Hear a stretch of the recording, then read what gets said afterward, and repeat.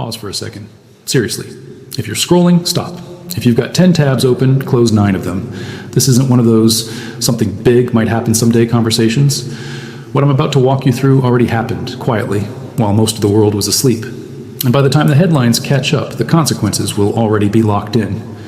In the early hours of the morning, Switzerland didn't issue a warning, didn't float a proposal, didn't tease a policy shift, it pulled the handbrake. At exactly 2 a.m. Swiss time, silver exports were frozen, not slowed, not made more expensive, frozen. Full stop.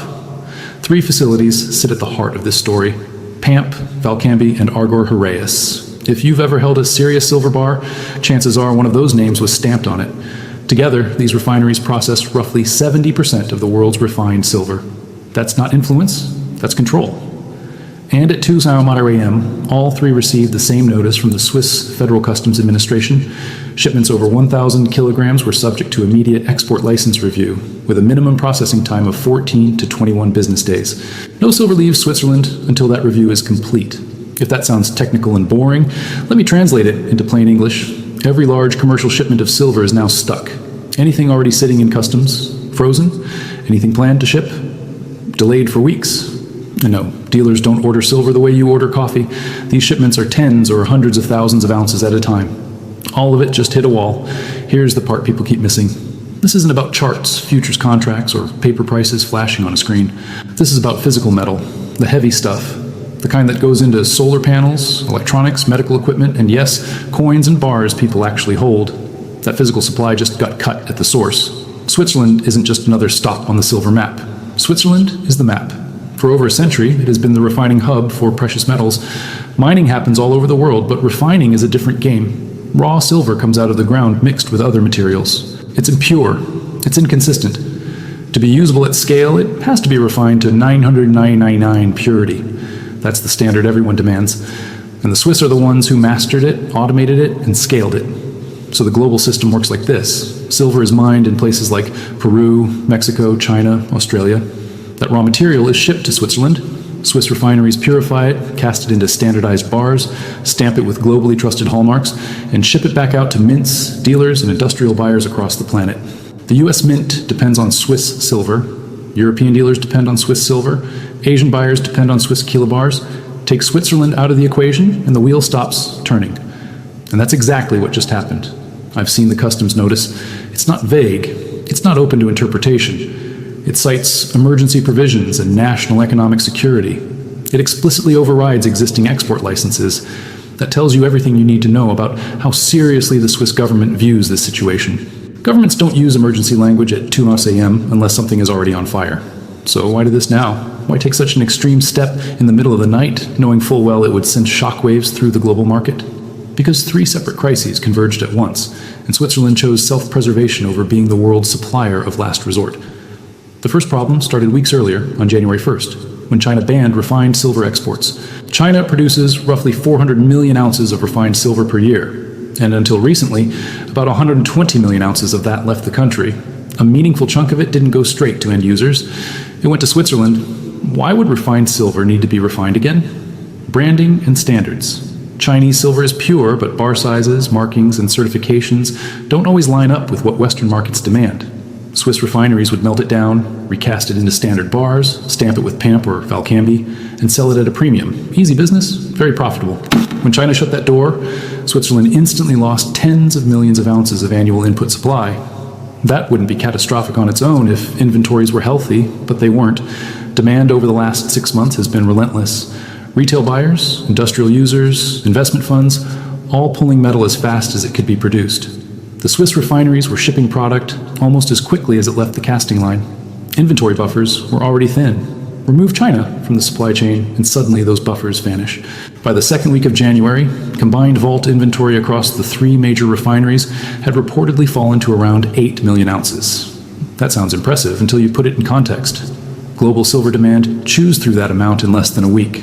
At that pace, if the refineries simply kept shipping without interruption, they'd be empty in days. Now put yourself in the position of the Swiss government. Your country hosts the world's refining hub. Domestic industries rely on silver too, and you're watching inventories collapse while global demand keeps accelerating. At some point, you stop asking how to serve the market and start asking how to avoid being the last one without a chair when the music stops. That's crisis 1. Crisis 2 is industrial. Silver isn't just an investment metal anymore, it's critical infrastructure. Solar panels, EVs, medical devices, advanced electronics. Swiss manufacturers rely on a steady domestic supply. The customs notice explicitly mentions ensuring adequate domestic industrial supply. That GUES, bureaucratic language for we are not letting this leave until we know we recovered. And crisis 3 is trust. Switzerland's reputation is built on reliability. If refineries run dry and fail to meet domestic or strategic obligations, that reputation takes a hit that lasts decades. Freezing exports for a few weeks is painful. Losing control of your refining ecosystem is existential. So Switzerland closed the valve. Here's where it gets uncomfortable. The physical silver market doesn't have slack. It doesn't have hidden warehouses full of spare bars waiting to be deployed. When Swiss silver stops flowing, everyone downstream feels it almost immediately. Dealers, mints, industrial buyers. All of them typically carry weeks, not months, of inventory. And now replenishment is delayed by 3 to 4 weeks at minimum, assuming approvals even come through smoothly. This is why the timing matters. The rupture already happened. The market just hasn't reacted yet because most people don't understand how dependent the system is on Switzerland. By the time the broader narrative catches up, supply will already be spoken for. This isn't about panic, it's about mechanics. Physical supply chains break quietly, not with fireworks, but with paperwork. A customs notice, a hold order, a review process. And suddenly, the metal everyone assumed would always be available isn't. So when people ask, why does this matter? The answer is simple, because this isn't theory, it's logistics, and logistics always win. Here is the question that made Swiss officials sit up straight. What happens if the silver simply isn't pretty there when domestic industry needs it? Not next year, not hypothetically. Right now? What happens if Swiss companies that make medical devices, electronics, solar panels suddenly can T-source silver because it is all being shipped out of the country? When that question was asked internally, the answer was uncomfortable. The Swiss government didn't like uncomfortable answers, so they acted. The export freeze wasn't just about global markets or speculators or investors chasing bars. It was about protecting domestic supply before the cupboard went bare. Switzerland decided it would rather upset the world than risk explaining to its own manufacturers why production lines had gone dark. That leads us to the second crisis, the one almost no one is talking about publicly, but everyone in the industry is whispering about privately. European industrial buyers are panicking, and with good reason. Since China's export ban kicked in and physical silver premiums started exploding in Asia, European manufacturers have been scrambling to secure supply. Phones started ringing nonstop at Swiss refineries. Emails turned into demands. Demands turned into political pressure. Here's a real-world example. One of Europe's largest solar panel manufacturers, based in Germany, has a long-term supply contract with Valcambi. It's the kind of contract that keeps factories running smoothly. 10,000 ounces of silver granules per month, locked in for 3 years, at a fixed price of $82 per ounce, signed back in 2023, when silver was hovering around $23. At the time, $82 looked more than fair. Generous, even. Fast forward to today, physical silver is trading closer to $150 in the open market. That same 10,000 ounces Valcambi is contractually obligated to deliver for $82 could be sold elsewhere for nearly double. That's a $68 per ounce difference. Do the math, and you're looking at roughly $680,000 per month left on the table. Over $8 million a year for one contract. Multiply that across dozens of similar agreements with industrial users across Europe, all signed at much lower prices, and you start to see the problem. Refineries are staring at contracts that are deeply unprofitable compared to spot market sales. Industrial buyers, meanwhile, are staring at the very real possibility that those contracts might not be honored. And when billion-dollar manufacturers get nervous, they don't just complain. They call their governments. The German government picked up the phone and called Bern. So did others. The message was blunt. Swiss refineries must honor existing industrial contracts. Europe cannot allow critical manufacturing supply chains to be disrupted, so refineries can chase higher prices, selling to dealers or investors. Switzerland found itself wedged between two forces. On one side, refineries under enormous financial pressure to sell at market prices. On the other, European governments demanding contract enforcement to keep factories running. There's no elegant solution to that standoff. So Switzerland chose the blunt one. Freeze exports, pause everything, review every shipment, make sure contractual obligations to industrial users are prioritized before a single discretionary ounce leaves the country. That's crisis 2, and it alone would have been enough to cause serious disruption. But crisis 3 is the one that truly forced Switzerland's hand, and it's the most important piece of the puzzle. Switzerland doesn't mine silver.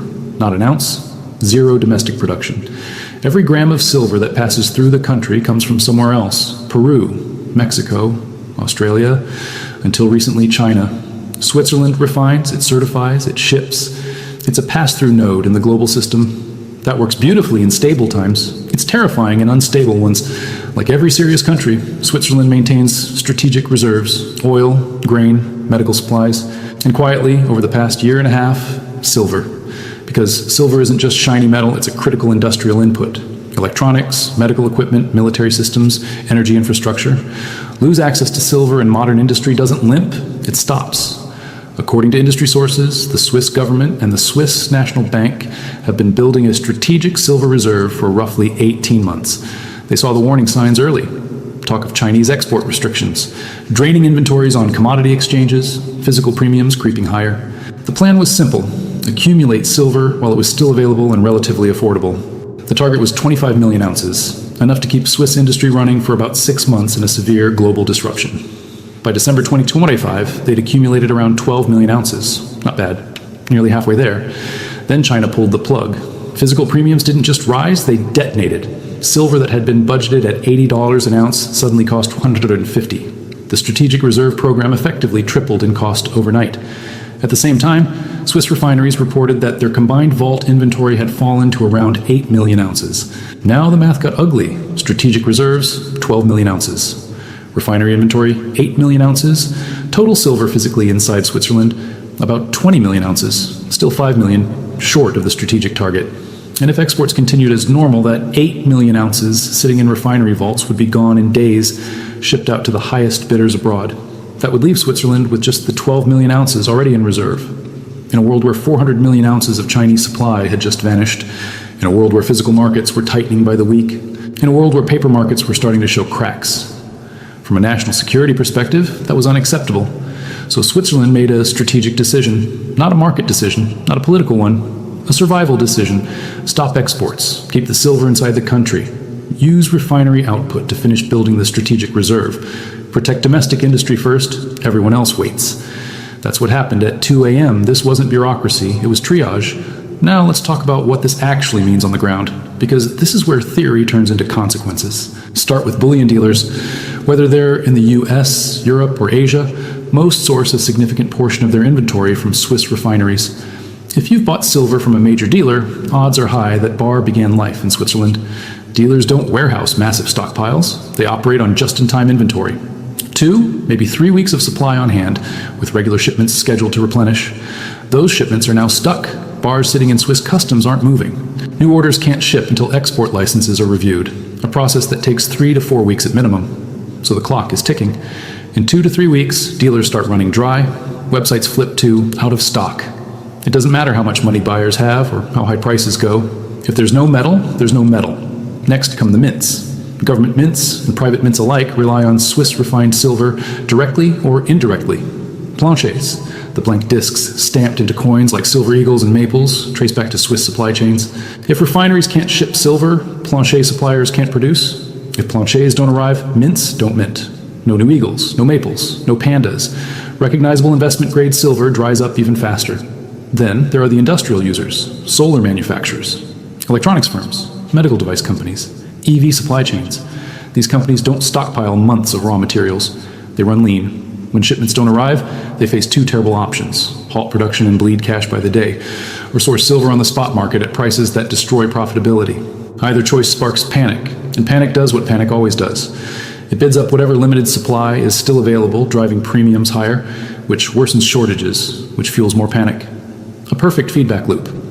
And it all traces back to one moment, one customs notice, one decision made while most of the world was asleep. Right now, we're in the quiet phase. The freeze isn't widely public yet. Refineries know, dealers with shipments stuck know, industrial buyers know, governments know, but the general public doesn't. The financial media hasn't caught up. All that creates a brief window of information asymmetry. Days, not weeks. And once that window closes, the narrative won't matter anymore. Only availability will. Here's that's the uncomfortable truth. The people who understand what is happening are not debating it on social media. They're moving. They're locking in alternative supply, renegotiating contracts, raising prices quietly, and preparing for a shortage that hasn't yet reached the public consciousness. Meanwhile, the average retail buyer, the person who picks up silver every now and then, is still under the impression that this is just another noisy headline week. That gap in awareness is everything. This is the window where timing actually matters. If you're listening to this now and you understand what the Swiss export freeze really means, you're ahead of the curve, not because you're smarter, but because you're early. And markets don't reward intelligence nearly as much as they reward being early. In the first phase, which is right now, the situation is mostly invisible. Dealers with shipments stuck in Swiss customs know. Industrial buyers who missed deliveries know. Refiners know. Governments definitely know. But the broader market doesn't. There are still products available. Premiums are elevated, sure, but inventory exists. This phase doesn't last long. It never does. Then the story starts leaking out. A trade publication mentions delayed silver shipments. A few dealer websites quietly update delivery estimates. Maybe a line appears that says temporary supply disruption or extended fulfillment times. Financial media still ignores it because it doesn't fit neatly into a headline yet. But people who follow silver closely start noticing the pattern. Premiums edge higher. Certain bars disappear. It feels tight, but not chaotic. That's phase 2. Phase 3 is when the tone changes. A major outlet finally picks it up. Switzerland imposes temporary export controls on silver. Global supply chain faces disruption. The language is calm, reassuring even. Officials are quoted saying, "This is procedural, a review, nothing to worry about." But the market doesn't care about reassurances. It hears export controls and supply disruption and draws its own conclusions.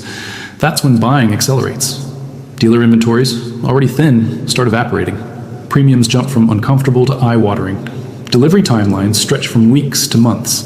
And the people who hesitated earlier start realizing that the question is no longer, is silver expensive? But is silver available? By the fourth phase, the story is everywhere in the precious metals world. Dealers are issuing statements, social media is on fire, every channel is talking about shortages, purchase limits appear, 5 ounces per customer, maybe 10 if you're lucky. Some dealers simply stop taking orders altogether, not because demand is gone, but because supply is. At that point, the idea of a spot price becomes almost academic. Paper prices might still exist somewhere on a screen, but physical metal trades at its own level. $60, $80, $100 over paper isn't shocking anymore. It's normal. And if paper markets freeze or lose credibility, physical pricing stands alone. 200 an ounce, 250, 300. Not because of hype, but because that's what scarcity looks like. Then comes the next announcement. Switzerland extends the export review indefinitely. The language is polite and bureaucratic, but the meaning is blunt. Silver stays home, licenses will be issued selectively, prioritizing essential domestic uses. Translation: don't hold your breath. Other refineries try to step in. Smaller operations in North America, Australia, elsewhere, increase output where they can. But capacity isn't something you wish into existence. Switzerland didn't refine 70% of the world's silver by accident. That infrastructure took decades to build. You can't replace it in a quarter. By the third month, the new reality is undeniable. Swiss refineries are still running, but their output never leaves the country. It feeds strategic reserves and domestic industry. The rest of the world is on its own. Dealers are empty. Mints are idle. Industrial users are rationing or shutting lines. And in the few corners of the market where physical silver can still be found, prices reflect real scarcity, not speculation. At this point, someone always says, the market will adjust. And over the long arc of history, that's true. But adjustment doesn't happen in weeks or months. It happens over years. Refineries aren't built overnight. Skilled metallurgists aren't trained in a summer. Supply chains don't rewire themselves on demand. History gives us plenty of examples. When China restricted rare earth exports in 2010, prices didn't gently rise. They exploded, tenfold, 20-fold in some cases. And the shortage didn't last weeks, it lasted years. Countries scrambled to develop alternatives, but geology, permitting, and infrastructure don't respond to urgency. The same dynamic played out during the oil embargo of the 1970s. A sudden stop in supply from a concentrated source. Prices quadrupled. Lines formed, economies buckled. And even after the embargo ended, the market never returned to its old assumptions. The shock permanently changed behavior. This is the same pattern. A critical commodity. A highly concentrated refining hub. A sudden stop. Even if Switzerland reopens exports in a few months, the damage is already done. Trust doesn't reset with a press release. Dealers, mints, and manufacturers will remember this. They'll diversify, they'll invest elsewhere. That transition will eventually weaken Swiss dominance, but the transition itself is painful, and we're in the painful part now. So what do you actually do with this information? First, timing matters. If you've been considering physical silver and haven't acted, this is not a someday decision. This is a this week decision.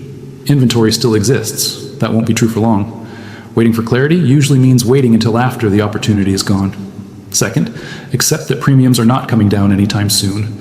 They feel high because you're comparing them to a world that no longer exists. In a real supply shock, premiums expand.